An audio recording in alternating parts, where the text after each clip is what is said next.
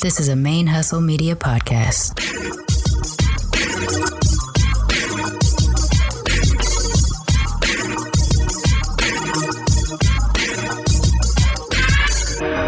Hello and welcome to the show. My name is Jackie O and you're listening to Militantly Mixed. Yo, this is Rashani from the Single Simulcast. And when I'm not making you laugh or making up parody songs, I'm kicking back, listening to Militantly Mixed.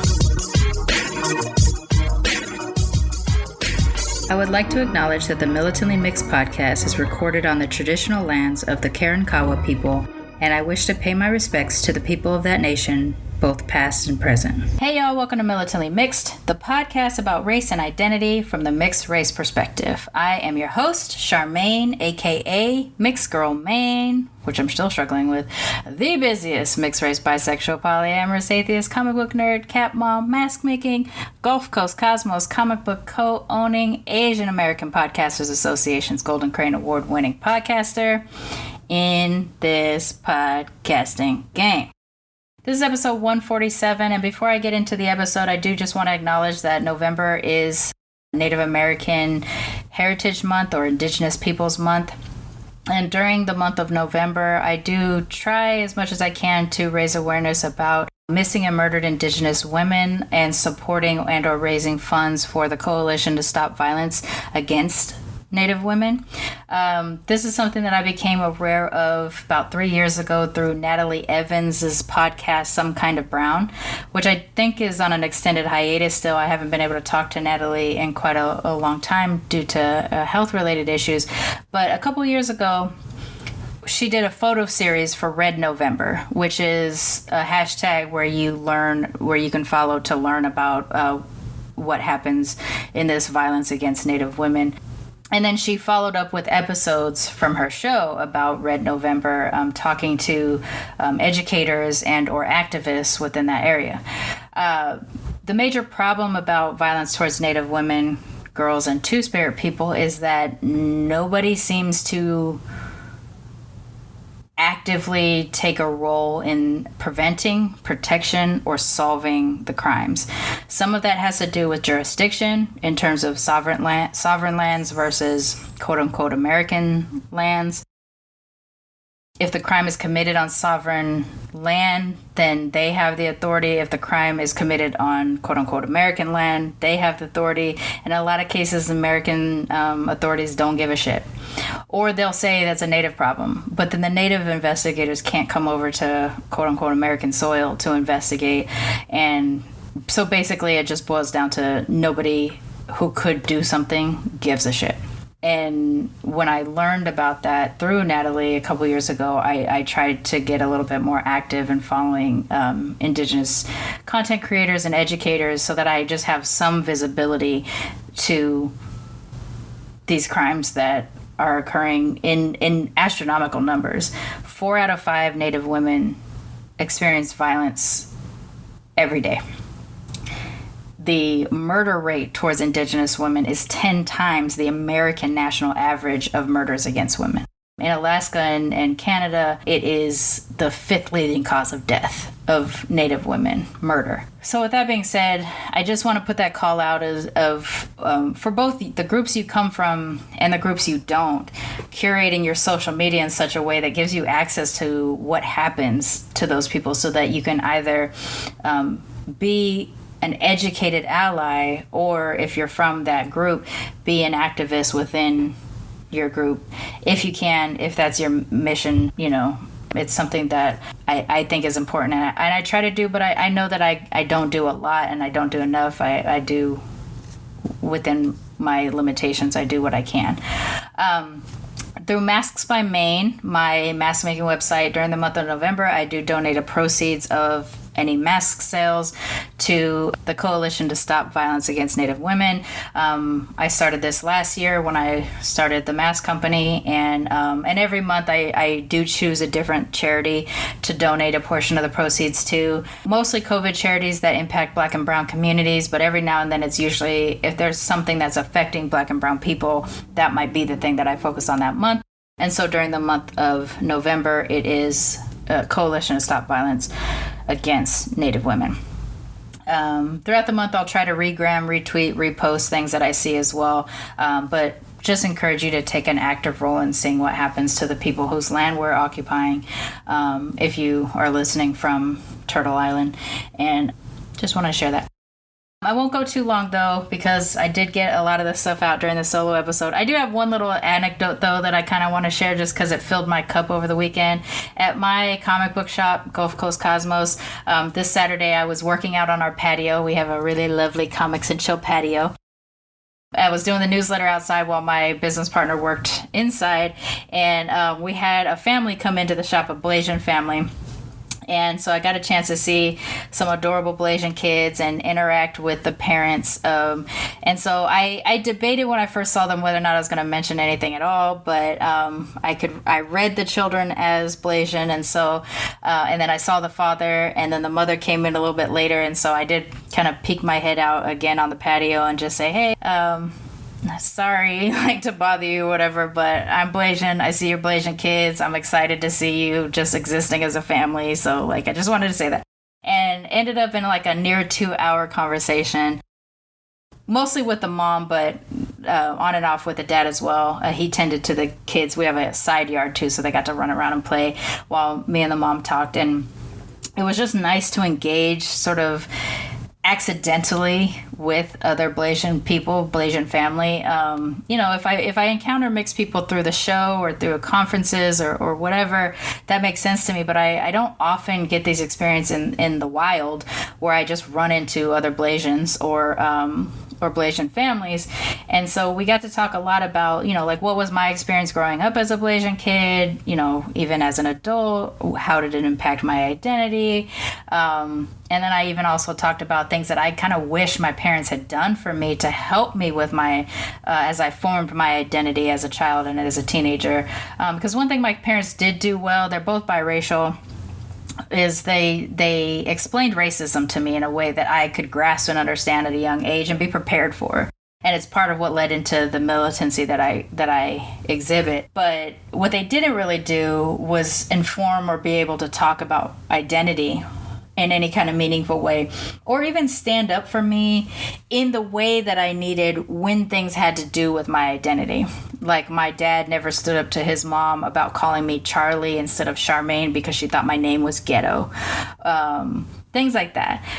Or my mom not standing up to my grandmother about hiding the fact that we were Black to our extended family. All of that stuff just kind of got swept under the rug, and it's the stuff that I'm unpacking and dealing with today as an adult. So I got to engage with an interracial couple, parents of Blasian children on that level. And like I said, it really filled my cup. One, because there was so much stuff that we just got in our conversation. And two, knowing that there was an opportunity to share with people who wanted to know so that they would be the best parents when the kids needed those identity questions answered, or to listen, how to listen or when to listen when the kids are going through it. And I just really appreciated it. And like I said, it filled my cup. So shout out to running into random Blasian families and when you're outside, because it really made me feel good. And I think also because COVID and because generally I'm not outdoor social very often, I get to see even fewer mixed people out in the world. And so it was just nice. I don't know. So I just wanted to share that because it filled my cup for that weekend. And I've been kind of riding on a high off of that too. Just like, oh man, there's a cute Blasian family just being together and spending the whole day together and loving each other, and I loved it. Okay, so before we get into today's episode, I do want to address this issue of audio quality that I've been bothered by, and I've been mentioned the last couple months since I moved to Houston. I finally figured out what the problem is. So the last few episodes you can hear, and today you're going to hear it as well, music playing sort of underneath the audio between the interview. And I've been infuriated by this because I can't figure out what it is. I don't have anything else open on my computer. I don't understand. I just assumed I was picking up music from one of my neighbors because of sensitive mics and things like that. Turns out what it is I am sandwiched between two radio stations. TSU, Texas Southern University, is only 3 blocks away from where I live, and I can hear things that happen on campus all the time, with or without a mic. Their marching band I hear most of the week, which I love when I'm not recording, but I'm also picking up their radio station. And the reason why I figured out TSU is because I finally stayed silent long enough to hear the call letters get brought up in the recording. And then today I was driving around down the street and I found like a mile away there on the other direction, there is a radio station called KCOH, I think.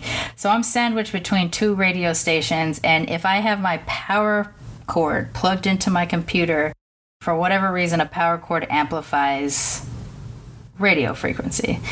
So I had to learn that and unplug it so that I can record. And right now I'm not really picking up any music, but earlier I could kind of faintly hear it. So there's still an issue of something being picked up, but not as bad when I unplug my power cord as it was earlier today. So on this episode, you are going to hear some music. It's going to kind of go between jazz and R&B and some talk radio.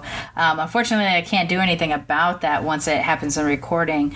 But it was really frustrating in editing this episode for me because I could really hear it this time around. And it's taken me weeks and weeks of Googling to finally find the right combination of words to put together to have something even remotely similar pop up on the Googles. But it happened today. And like I said, as soon as I unplugged my power cord, it got better. So unfortunately, I don't have a solution for my audio problems entirely yet. I was hoping that we would have enough funding to, when we built out our comic book shop, that we would be able to build a studio in it. But that's just not how things went. What we ended up doing is doing pop-ups instead, and then we ended up in this small existing space for our storefront, which is better for us in terms of getting a chance to introduce ourselves to the neighborhood and to grow. But, you know, I just wasn't able to go right into my split life of podcast studio and comic book shop in the same space. So that's where I'm going to grow to. But for now, I'll still be an at-home podcaster until I can have enough funds to rent a studio space or create a studio space. So I'll do my best to kind of keep that audio quality problem at bay, but I figured it out and it's a lot easier to handle now that I know what the problem is. All right, so my guest today is Katrina. They are a therapist based out of the Bay Area of California, and they have their own practice, Passionfruit Therapy, which I will link in the show notes. They counsel on mixed raceness, queerness, ethical non-monogamy, in addition to other aspects of therapy. But those ones were the big ones for me because those are pretty much my intersection. So it was exciting to meet someone who focuses in that area, in those areas. Katrina is also a longtime listener and Patreon sponsor of the show. So another level of being nice to engage with someone who has been involved or interacted with the show for quite a while. And it was an awesome conversation. Also, they dropped their hybrid food of choice, which was something that sounds delicious, and I hope I find an opportunity to eat that too. But you'll have to listen to the show to find out what that is. Yeah, you'll have to listen to the show and then you'll find out.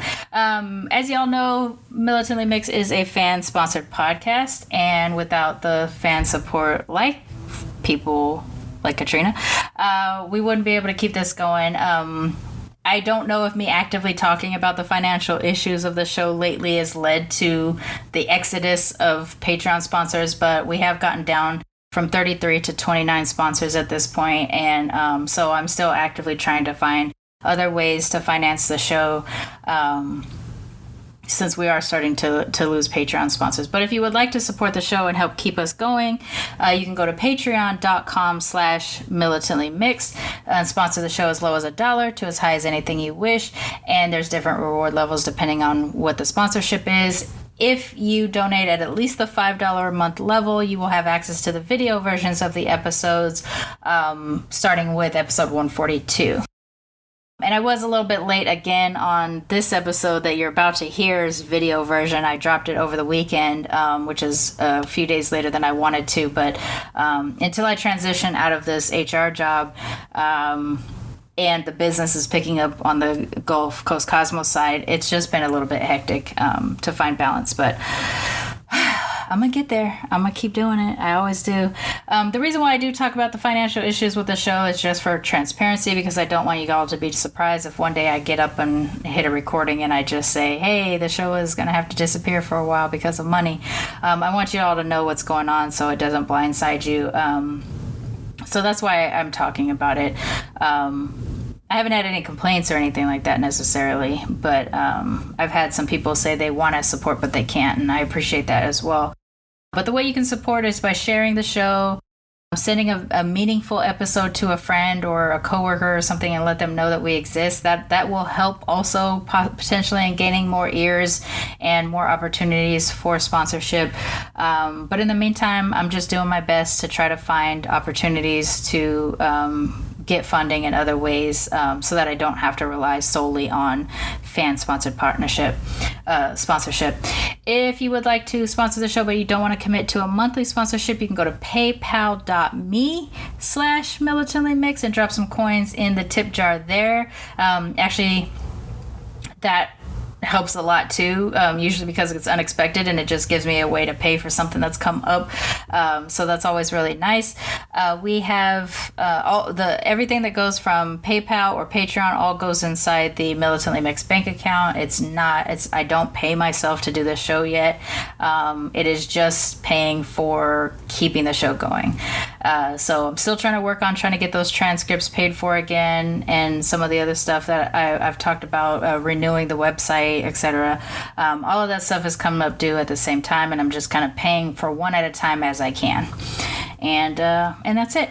All right. So now, without further ado, please join me in welcoming our latest cousin to the Militantly Mixed family, Katrina.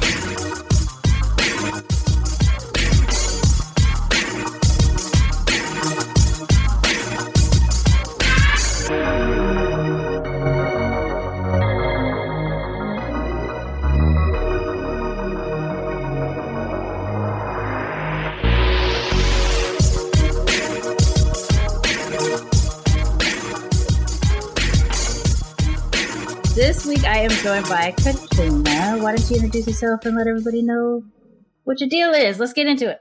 Yeah, hi. My name is Katrina. I use they or she pronouns. I am a mixed race, non-binary, queer person. My heritage is Mexican American and Jewish American. I also identify as a relationship anarchist. And I am a therapist, mainly for queer people, mixed people, non-monogamous people, and the whole queer and trans BIPOC community. So, I don't know how we're not best friends already, because that's like almost my entire deal: non-monogamous, ethical non-monogamy, and things like that. I have tons of questions about how to deal with relationship anarchy and stuff, so maybe off the clock we can do that conversation.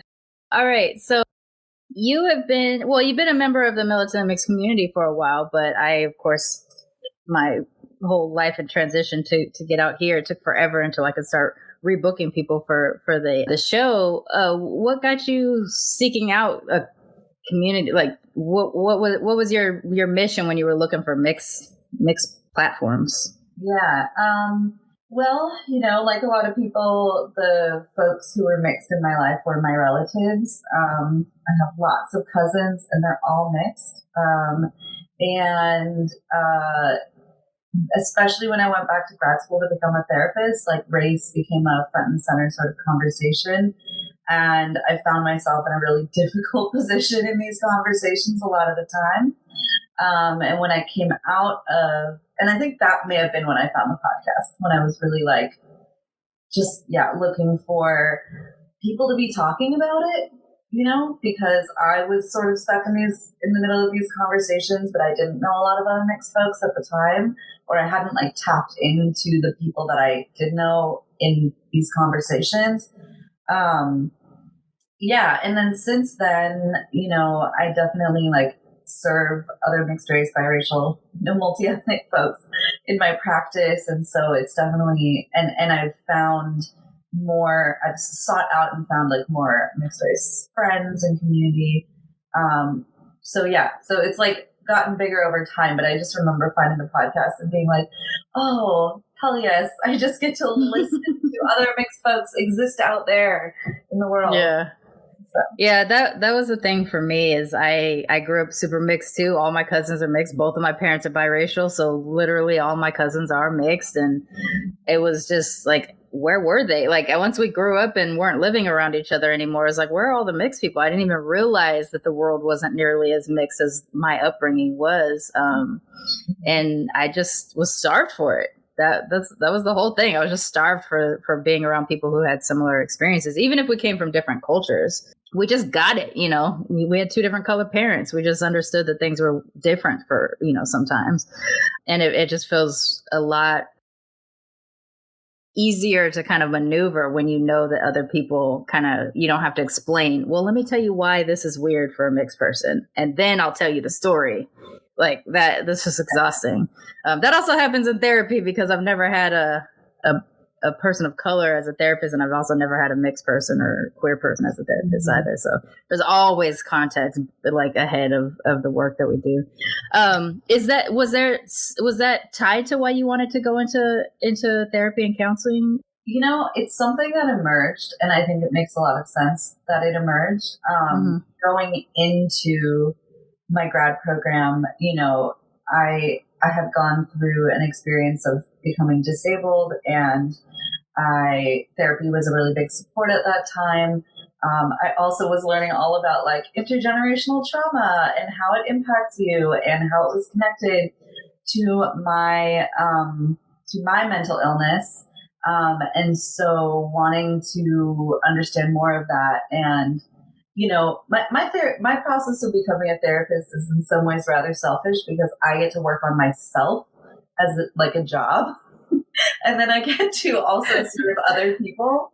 But right. You know, it's been a process. And then of course, like the intergenerational trauma that has come down is really, a lot of it is related to race, to, you know, immigration, to racism in this country. And so over time that just came up more and more.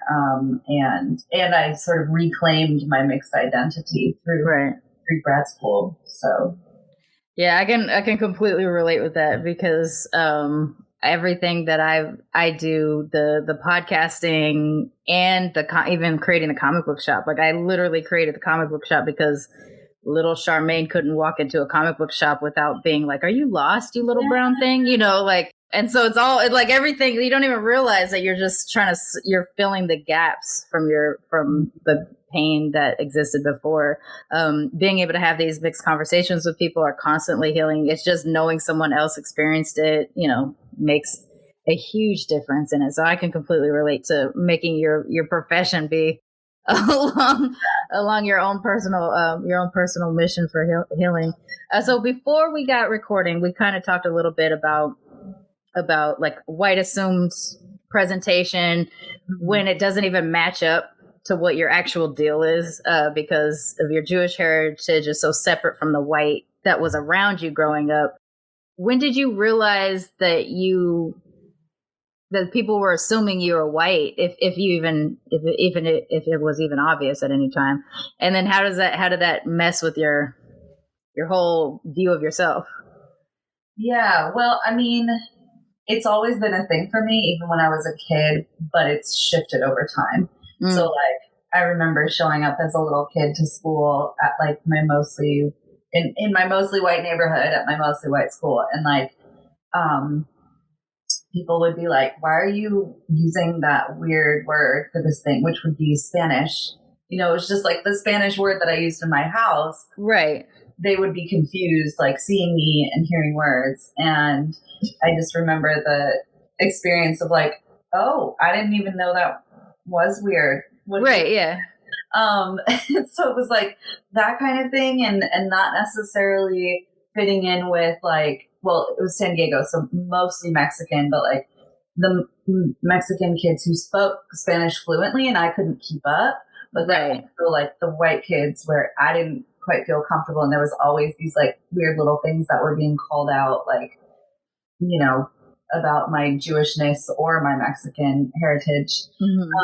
But then so I was always super aware, right? Like, I am Mexican, I am Jewish, but I'm also the lightest in my family. Like, you know, lightest coloring, lightest hair, you know, lightest eye color. And that was always notable too. Like, oh, look at this little blanquita, you know, güerita. Oh, look at how light and stuff. And that being sort of highlighted in this weird way. And was it like a cherishing thing? Like you were special in your family because of it? Yeah. Or at least like at times, you know, for me, it felt isolating because I was like, oh, I'm different. Like, it's just pointing out that you're different. Right. Yeah. But then when I got older, when I moved up to the Bay Area when I was 18. And, you know, even in 2005, I went to SF State, and there's like, you know, a College of Ethnic Studies. There's like a lot of politicization of ethnicity and race, which I totally stand behind. I think it's amazing. And I was suddenly being called white, right? And like told that I was white. And I was like, I think you're confused. Right. Like, I just didn't get it. You know, I was like, no, I'm Mexican. I'm half Mexican. I'm half Jewish, because that was definitely like the verbiage, you know? Yeah, that's how we said it before. Yeah. I always tell people that is part of the journey. You start with your percentages and then you work your way towards whatever you feel. Right. Totally. Like growing up in the 90s, I'm half this, I'm half that. But yeah, so that was really confusing to me. And obviously, like, it's been quite some time, or maybe not obviously, but I've been in the Bay Area for 16 years now, and I've had lots of different sort of evolutions of understanding. And now I feel like I identify as like all of the above, right? Like, not going to deny I'm white, and like red is white in the world. And I benefit from white privilege, and I have an experience at the same time that's just totally not like most of the white people that I meet. Yeah. Is that a frustration though? Because I imagine, you know, since it's not my experience, but it's something that I kind of heard a few times throughout the show, is someone who has a white assuming appearance, or a white assumed appearance, and they don't actually necessarily have a white identity, or like even a half white identity necessarily, whatever that means, that you end up getting accused of like allyship, which is not mine. Yeah, it's like you're how are you an ally when you're literally an existing person in that identity? But is that something that happens? I mean, yeah. So I was raised in a really like sort of social justice, like progressive family, and though we didn't use those words in the 90s, but sure, like, yeah, right. You know, taught to give back and to use my positions of privilege for good, right? And so I think over the years I have felt this like sense of obligation to push through whatever pain that is in order to like stand up for my more marginalized like communities themselves. And honestly, like looking back, I feel like I'm coming to a place right now where I'm like, that is exhausting, and it has caused me a lot of pain, like that sense of obligation, and often like not owning my own pain, which then comes up later when I'm like not in the conversation, or like not doing the thing. And so yeah, it is a weird position. And I think in certain circumstances, it makes me very, very easily triggerable, but then I try to like hide it and like show up in a certain way to give a certain message, and then walk away. And I'm like, oh, wow, that was so much. Right. It took me forever to realize that, I mean, it's not an accident that I called my show Militantly Mixed. I had a very militant idea of, well, first my blackness more than anything, but then even just the lack of being seen as a Japanese person, even by my own Japanese relatives and things like that, ended up kind of adding to that too. And it's like, I'm going to do work for my community, and that's what militancy is about. But then it's like, but what is that if I don't look like the people that I'm trying to represent? And, it took forever to learn not to be the loudest voice or to take that responsibility on, which I also feel was an obligation, because I know that I can talk. I know that not everybody around me can talk or is comfortable. And just because they might look the part better than me, like, I'm going to be the one, I'm going to go ahead and take this on. But in some cases, my presentation or my appearance isn't the right appearance for the message in that moment, and that was really hard to do, because in that respect, I guess I do have to perform as an ally and just support those movements or support those causes or support those moments. But the same, like, I was, it's almost a physical exhaustion at that point, because I'm sitting there trying to do all this work, but I might not have been making that much of an impact because I didn't have a brown enough appearance, and that was really hard. So it was just a question of like learning that and finding a new way of doing the work that I can do. And that's when I transitioned from being a Black mixed girl to a mixed girl who happens to be Black, like who happens to have Black in my mix, because I had to learn that other people didn't see me the way I saw me. And in your experience, like I say this to almost everybody that I get on there, it's very rare that I see someone who has a light presentation and I'm just like, oh, I don't see your mix at all. Like that doesn't happen very often. And in your case, like I can see it. Like I can see that you have like a more physical Mexican kind of feel, but like, you're pale and your hair is a little bit light and things like that. But like, I could see it. I also grew up in Southern California where I was just constantly surrounded by people that kind of look like you anyway. So it's just like, totally. So it's just such a frustrating thing, because I wish I could turn this into a goggle, that I could give to other people and to be like, see our whole deal, because we're here and we're existing in it, especially if we grew up around both sides of the family, like that have those identities. So you touched a little bit on language. So I want to get into that a little bit. And then I also want to get into what aspects of Jewish culture you actually had access to as well. Were you exposed to both cultures and things like that in the midst of you living in San Diego, and or were you more, did you have access to more one side of the family than the other? I had access to everything. Yeah, I was super lucky in that way. So both my parents are from LA, and my mom grew up in East LA. My dad grew up in West LA. And so even though we lived in San Diego, we were in LA like constantly visiting all parts of the family. I come from a huge family, right? My Jewish family's huge. My Mexican family's huge. And it was sort of like every time we show up, there's like 20 to 40 people, and I was raised religiously Jewish in a Jewish community, but my mom's side is Mexican Catholic. And so I grew up going to, every baptism, communion, wedding. So I've sat through a lot of Catholic masses and been around a lot of Catholicism just in being around my mom's family. And my mom is one of three, and then my dad is also one of three, and every sibling married someone of a different ethnicity or race. Which I guess just like California in this. It's a very Californian. It's a very Californian experience in some ways, at least as a subset of California. So every one of my cousins is mixed, in a different way, and we're so used to, I think, just operating like, oh yeah, we're like the same but different. Like there's just so much diversity in ways that show up. And so we have a lot of collectivism, but then we also understand everyone has their sort of like individual experience of that. So on the Jewish side of your upbringing, was it, did they include language in the, like how they interacted too? Did you have mixed English and Yiddish and or Hebrew? I think I grew up with like a handful of Yiddish phrases that just came in, and like a handful of Hebrew words.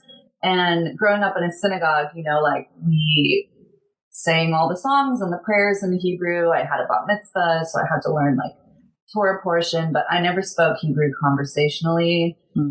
My family is not is Israeli descended. It's all like Eastern European, Ashkenazi descended. And then, and my dad was like, he kind of stepped away from Judaism as a religion and then like stepped back to it when me and my sisters were born.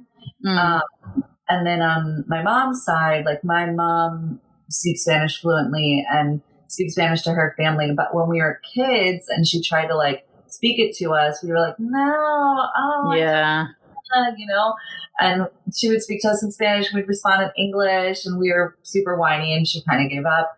And of course now I'm like, now we regret it. Yeah, I know. I've like worked myself up to conversational. My sister is fluent now. She studied abroad in Mexico City and then married someone from Mexico City. And so like, there's more Spanish in my life now as an adult, like every day. I felt like there was a gap, you know, in moving away from Southern California and then like coming back to it as like an older adult. Yeah, I feel that too. Like there's just times I'm trying to do my best to reclaim language as much as possible, but there's still words I just always use in Japanese because we always use them in Japanese and things, but that doesn't, it always makes me feel like, you know, false in some kind of way because I can't finish a sentence or something. Right. Oh gosh. Yeah. No, for sure. Yeah. It's just those moments of just like, you know, the invalidation that happens when someone looks at you and is like, oh, you didn't finish a sentence. So you're not clearly this thing. And then the internal invalidation of just like, you know, why didn't you stick with this because my grandmother wouldn't speak Japanese to us. Because the military told her, you know, it's already bad enough. You got half-breed kids and stuff. And until I was in college, when I was actively taking Japanese, well, actually, then she didn't even help me. It was when I was in my 30s that she would start to speak back to me. But then I let that momentum kind of die because I was always busy. And now I'm sitting here in my, 40s going like, if I don't get this language down, I'll never be able to have a single conversation in Japanese. And that stresses me out. Makes me sad. And like for me too, because my accent is really good. So I'll speak something fairly simple and then people speaking to me are like, oh, you speak Spanish. And then you're like, oh, crap, like slow down please. And it's like my dream, one of my dreams, to be able to offer therapy in Spanish, but I'm like just at like I'm at like traveling / simple conversation level. Right. The leveling up is tricky. Yeah. The worst experience for me is we actually had a Japanese exchange student living with us at the a college age Japanese exchange student living with us. And there was a conflict in our household, but we could not place it because her English wasn't strong enough and my Japanese wasn't strong enough. And so she just kept repeating the same sentence, hoping we would get it. And I'm like searching for a word. I'm like, I've never had to deal with conflict in Japanese before. So I like literally could not. So it's like been 15 years and there's just times she pops into my head and I'm just like, what happened? Because it made her whatever it was made her uncomfortable enough to like leave. And we just don't know. Like we seriously don't know 100. We have like an idea of what it could possibly be, but I just there's so many times when I just wish I could go back and learn enough Japanese so that I could have just figured out what she thought happened, and what we thought happened, of whatever the situation was. So it's one of those things of those tests that you just like, because my accent, same thing. Like my pronunciation is actually pretty strong, but my vocabulary is terrible and my pacing is incorrect. Like the way that I pace out a sentence isn't right.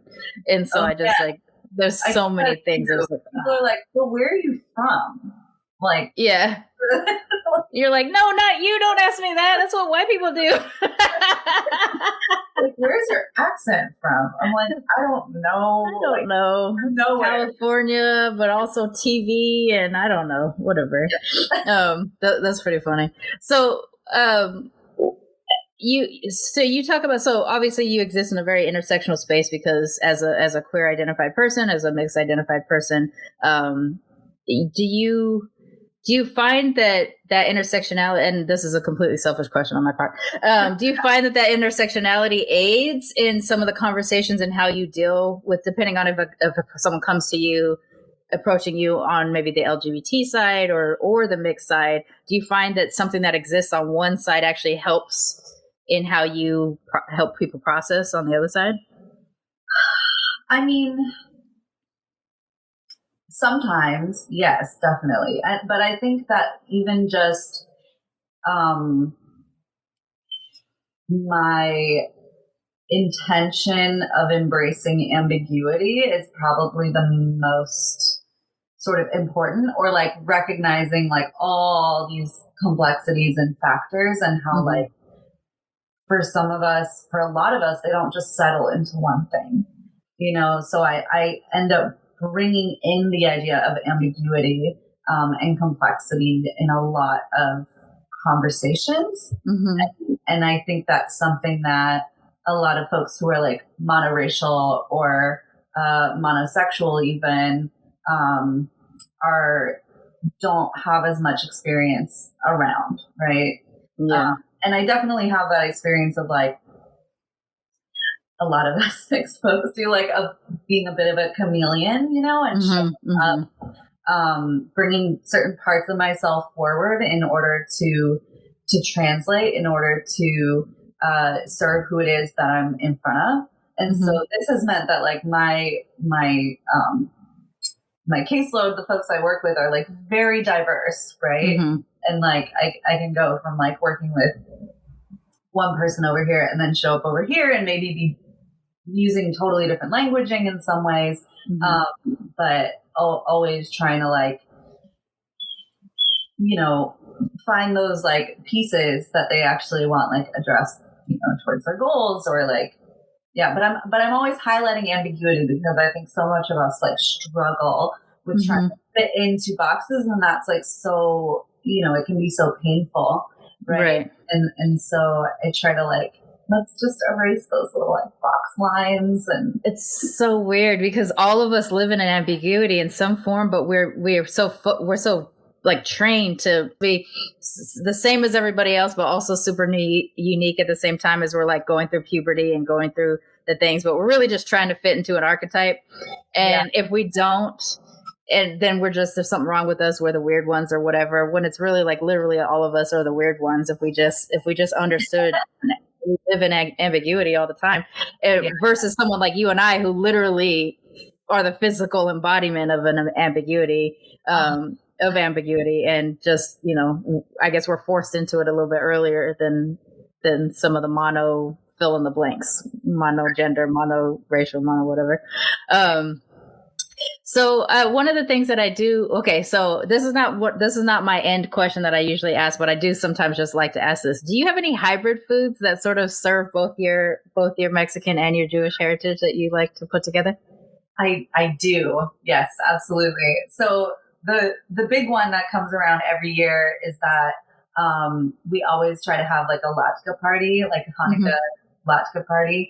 And so maybe 10 years ago, we realized that like a really good topping for latkes is guacamole. Right? Like it's really good. And especially growing up in San Diego where you have like carne asada fries, we already have this like weird hybrid Mexican food, and they put guacamole on fries. And we're basically like, that's the same thing. And that's delicious. Yeah. And we always have latkes with sour cream, applesauce, guacamole, and salsa. For sure. So like that's just become a staple.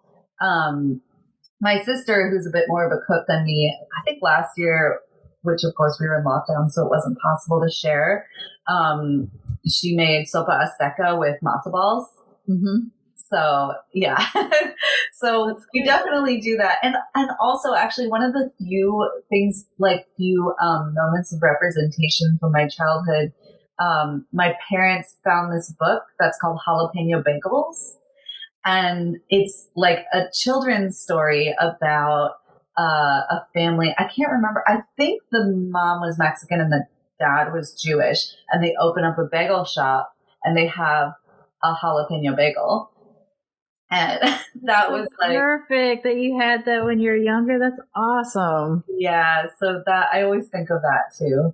That's sweet. Yeah, I think now it's a little bit easier. There's going to be more mixed books out there for people to kind of see themselves earlier on. And that was really tough for me. I mean, when was there ever going to be a Black, Japanese, British, American, like story or whatever? Like, I was never expecting to really see myself. So I always had to find it in other ways. Like, Jubilee is one of my favorite X-Men characters. She's Chinese, not Japanese, but she was raised by white people because she's an adoptee. So I was like, kinda. I got different color parents than me. So yeah, sure, that worked. Yeah. So that's cool to have something like that like is the literal trying to mix something that, like jalapeno bagel. That I really like that. That's sweet.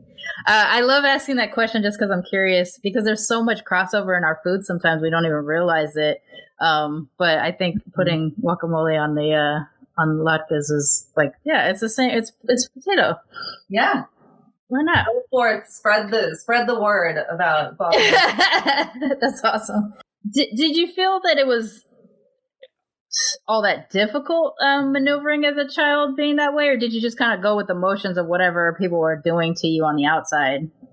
You were just kind of accepting that, like in school or whatever they thought you were, you just kind of rolled with it, or was it difficult for you to try to be you? Yeah. In my family, I felt comfortable being me. And I definitely had experiences growing up where I didn't have to think about it.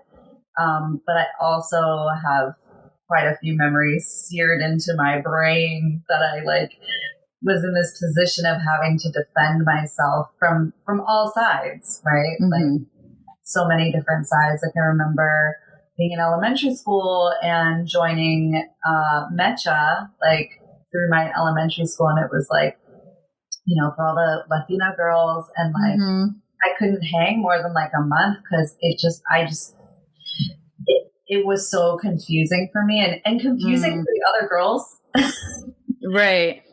They were like, what are you doing here? And they were mostly speaking Spanish, and so there were definitely these moments growing up that I was reminded I don't fit. This doesn't really make sense.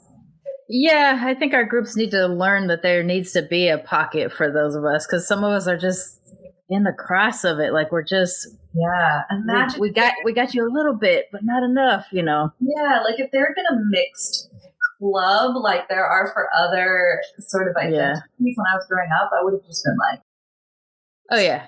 I would have exploded. I tried to do something like this a little bit, not necessarily a mixed race group, but I partnered with a girl to do a club in high school called the Agora, because we were trying to be a multicultural club where everybody can kind of talk and share their stuff or whatever, because I needed something. I was in the Black Student Union. I tried to do the Asian one, but the Asian one is where I really didn't feel comfortable. The Black Student Union made me feel comfortable. But every now and then the joke would be about a light-skinned person or a mix, or you mix, that must be your white side. And then it'd be being constantly saying I don't have a white side. I do, in that ethnically I have white in me, but I have no cultural whiteness. So I'm just I don't have a white side. So we were trying to do that, but it didn't last. It lasted 2 meetings, and then no one else came back, and we just didn't have a lot of buy-in with the school. So I didn't get my life that way. But to see that the colleges all have them now, or a lot of the colleges are starting to have them now, and that they're, orchestrated by even mixed, they're finding mixed professors to be their support and things like that, has been awesome to see that exists now. But, I guess every generation's got to set something that they got to fight for to try to make it a little bit easier. I do think that intersectionality and mixedness is going to be a lot easier to process as people get older, because now there actually is training for parents on, if as long as they're looking for it, they can start to engage on that and help their little mixed babies grow up. But before we start to wrap up here, I always like to ask my guests, what do they love most about being mixed? Because we have so many trials and things like that growing up. Is there just something that you super love about being mixed? Well, I think I've mentioned my cousins a few times already, but I just got to go back to LA for the first time for a sort of like family reunion thing like last month. Mm-hmm. And I just love being around my family, and I miss it being up here in the Bay Area. And I just love being around all my people who get it. And they're not, it's not because we're all the same, but it's also because we're all different. And my partner even noticed this because it was the first time that they were meeting a lot of my family in person. And they were like, yeah, it's not that you all like, you know, sort of expect everyone to act the same. It's that you all act different, and that's okay. Yeah. And but we're all family, whatever it is. Yeah. Right. So just going into spaces where like we all act different, but we're still interdependent, right? Like it just feels like this amazing sort of independent, interdependent, you know, collectivist individual mishmash. And I think that's the best part about being mixed, is that I feel really good about collectivism, and I feel really good about individualism in different ways. Mm-hmm. That's awesome. Do you want to share like how people can find you or your practice before we wrap up? So my practice is Passionfruit Therapy, and you can find me at passionfruittherapy.com. And for now, my only Instagram is private, but I'm open to sort of adding people on a case-by-case basis. Not to like say there's any, you know, criteria. No, I got you. I hardcore regret that I let my Mixed Girl Maine, what was my personal one until I made Militantly Mixed open, because now people sometimes reach out to me through Mixed Girl Maine, and it's just like, man, this is where I talk about my cats. And, you know, like my meals, I don't want to be addressed here necessarily for, you know, some heavy moment of mixedness, of panic or something like that, because I put mixed in my thing. So yeah, I get it. Like I just recently made my Mixed Girl Maine private, and I'm kind of combing through the follows to see like, do I know you? If I don't know you, I got to let you go so I can have like join the other pages. I need something private. So I don't blame you for that one. That's more of a I'll invite you kind of a thing, I think, sometimes. All right. Well, thank you so much for joining me on this. It's always just such an awesome thing to think that like this random thing of pressing record gave me this opportunity to meet and talk to a lot more mixed people. So I appreciate you being a part of that. And since you do listen to the show, as you know, once you get on the show, you are now a cousin of Militantly Mixed. So thank you for being my cousin. Absolutely. Yeah. Thank you so much for having me on. Honestly, it's a privilege, and I am just so excited. Like, oh wow, I get to be involved in this project now, and right. join the masses of cousins. Yeah. Cousins around the world. I really just hope that one day when, you know, hopefully there's not a continued this pandemic, and hopefully another future pandemic isn't happening, and there's a literal time where we can actually have a retreat, which is what I wanted to do a couple years ago. So we can actually like be around each other and see, because there's some names that I just know, like I've seen some of these names for years at this point and engage with some people through social media. It'd be nice to actually have a cousin reunion at some point, or I guess union for the first time. Yeah. Whatever that would be called. That would be awesome. But thank you so much for participating in this with me. I appreciate it. Thank you.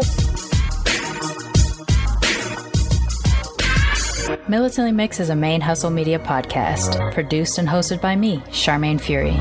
Music is by David Bogan the One. You can follow us on social media on Twitter, Instagram, and Facebook at Militantly Mixed. If you'd like to become a sponsor of Militantly Mixed, please go to patreon.com/militantlymixed for monthly sponsorship, or paypal.me/militantlymixed for a one-time only donation. And if you like what you hear on Militantly Mixed, please subscribe, rate, and review on iTunes or wherever you listen to podcasts. And don't forget to be your mixed-ass self. ManeHustle Media. Turn your side hustle into your main hustle.